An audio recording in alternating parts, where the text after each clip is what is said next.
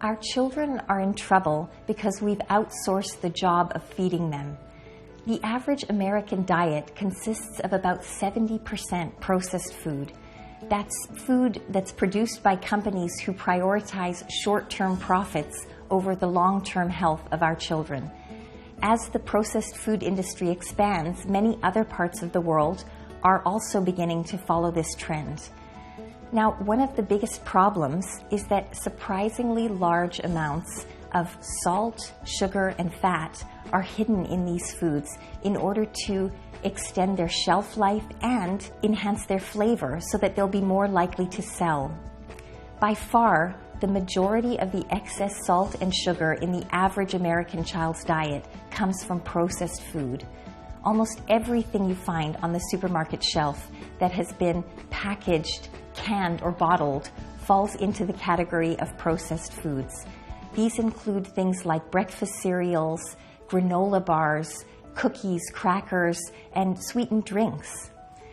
Even some brands of the foods you might consider to be inherently healthy can turn out to be heavily processed, like yogurt or cheese or even pasta sauce.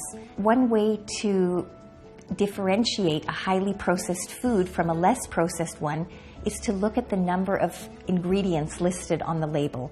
If the food has a long list of ingredients, the food is most likely highly processed, especially if those ingredients are not easily recognizable to you.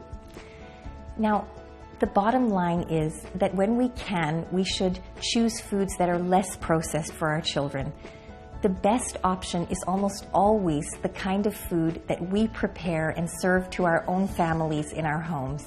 When we cook, we get to decide what is going into our children's bodies, and unlike the processed food manufacturers, we have a strong interest in the health of the people who are going to be eating the food that we make. Now, not everybody can afford to buy fresh whole food ingredients all of the time, but if we do the best we can with the resources that are available to us, we can begin to have more control over where our food comes from and also how it's prepared. And we can make sure that only reasonable amounts of fat, sugar, and salt go into the food that our children are eating.